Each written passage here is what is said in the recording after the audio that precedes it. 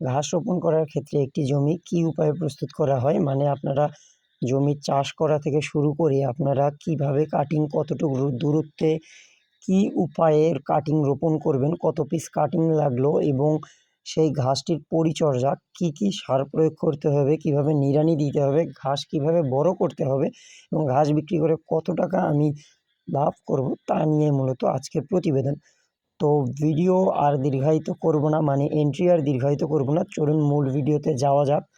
তো মূল ভিডিওতে যাওয়ার আগে আপনাদের কাছে আমার একটা আবেদন থাকবে যে চ্যানেলটি সাবস্ক্রাইব করবেন, কারণ আমি মূলত আমার চ্যানেলে এইরকম এগ্রিকালচার রিলেটেড ভিডিও দিয়ে থাকি। যদি আপনাদের হেল্পফুল মনে হয় আপনারা চ্যানেলটি সাবস্ক্রাইব করবেন।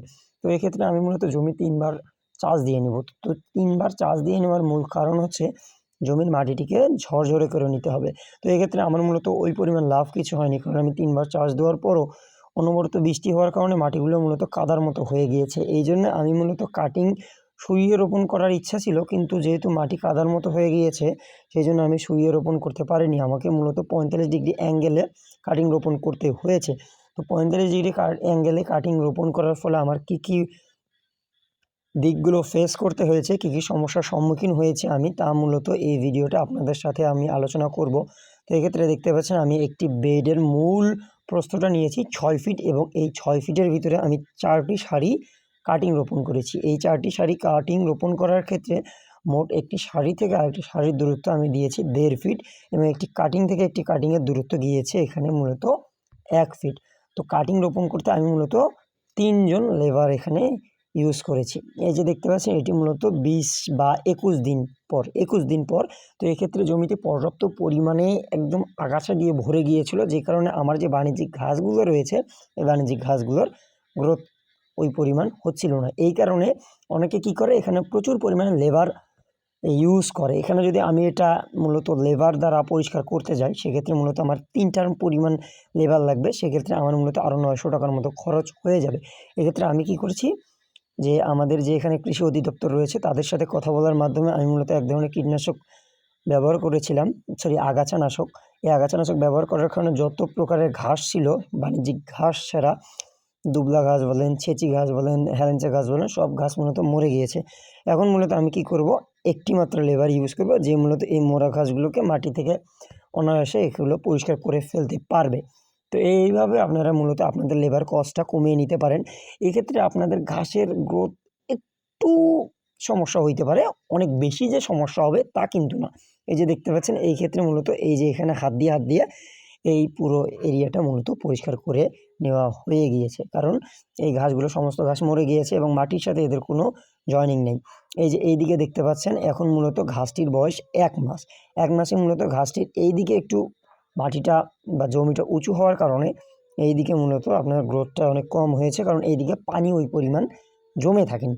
তো বাণিজ্যিক ঘাস চাষ করার ক্ষেত্রে আপনাদেরকে আমি বলে রাখি, সেচ কিন্তু দিতেই হবে।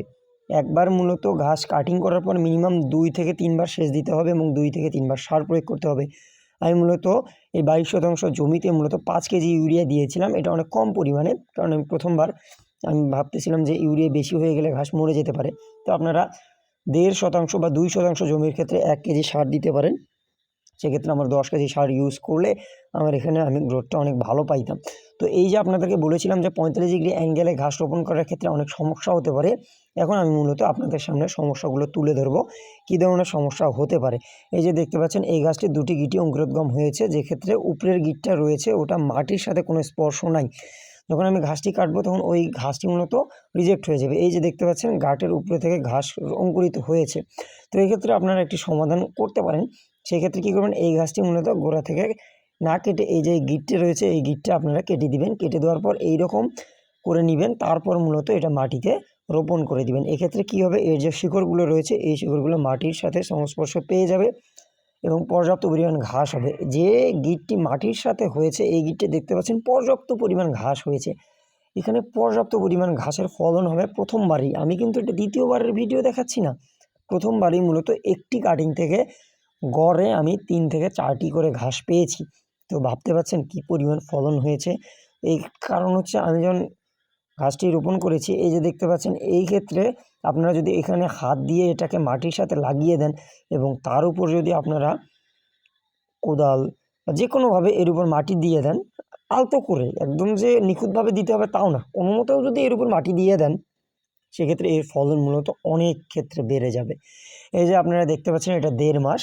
তো এখনই মূলত আমাদের এটা বিক্রি করে দেওয়া হয়েছে। ওনারা মূলত আরও 1 মাস পর এটা কেটে নিয়ে যাবে। আমাদের এখানে মূলত জমি আকারে বিক্রি করা হয়েছে।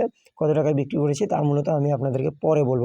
এক্ষেত্রে আবার মূলত এখানে সেচ দেওয়া হয়েছে এবং সেচ দেওয়ার পর এক্ষেত্রে আমি আবার মূলত 5 কেজির মতো ইউরিয়া দিয়েছি এবং সাথে 3 কেজি ডিএপি এবং 1 কেজি পটাশ দিয়েছি। তো এর কারণে ঘাসগুলো অনেক সবুজ হয়েছে। তা দেখতে পাচ্ছেন প্রথমবারেই ঘাসের কী পরিমাণ ফলন হয়েছে। তো ঘাসের কাটিং একটুও কিন্তু মারা যায়নি। কারণ এক্ষেত্রে আমি বলতে পারবো 98% আমি ফার্টিলিটি বা অঙ্কুরোদ্গম পেয়েছি। এই যে দেখতে পাচ্ছেন কী পরিমাণ থোকানো ঘাসগুলো হয়েছে। এই কারণে মূলত আমি অনেক বেশি দামে প্রথমবারেই বিক্রি করতে পেরেছি। এই যে দেখতে পাচ্ছেন এই ঘাসটি মূলত মাটির সাথে ওইভাবে জয়েনিং হয়নি। তো এখন আমি মূলত আপনাদেরকে বলব কত টাকায় মূলত আমি ঘাস বিক্রি করেছি। তো এক্ষেত্রে 22% জমিতে আমার মূলত মোট যে খরচটা হয়েছে সেই খরচটা বলে রাখি। যারা কাটিং কিনে রোপণ করেন তাদের ক্ষেত্রে প্রথম ক্ষেত্রে মূলত খরচ তোলাটা টাফ হয়ে যায়। কারণ একটি কাটিং 1 থেকে 1.5 টাকা করে পড়ে। আমি মূলত কাটিংয়ের পিছনে আমার সমস্ত কাটিং কিনতে হিউজ অ্যামাউন্ট খরচ হয়েছে, 100 টাকা। আমি মূলত আমার পাশের জমি থেকে এক্ষেত্রে কাটিং সংগ্রহ করেছি। এক্ষেত্রে মূলত আমার যে কাটিংটা বইয়ে এনতে যে খরচটা হয়েছে ওই খরচটাই মূলত এখানে হয়েছে।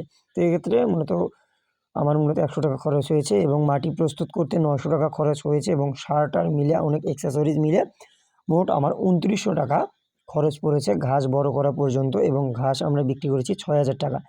এক্ষেত্রে এইদিকে ঘাসের ফলনটা একটু কম হয়েছে কারণ এইদিকে একটু ছায়াযুক্ত জমি। তো আপনারা মূলত যেখানে পর্যাপ্ত পরিমাণ সূর্যের আলো পায় সেখানে ঘাস চাষ করবেন। আসসালামু আলাইকুম ওয়া রাহমাতুল্লাহ।